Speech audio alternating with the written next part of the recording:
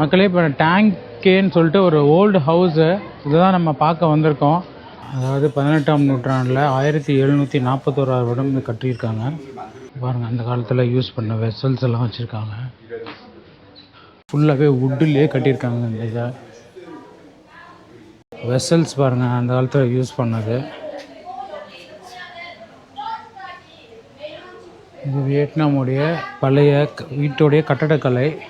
சென்டரில் ஒரு முட்டம் பழைய வால் பாருங்கள். நெல் அரைக்கிறது பாருங்கள், அரவை மிஷினு கையிலே அரைக்கிறது, அரைச்சி இதில் கொட்டுற மாதிரி பண்ணியிருக்காங்க.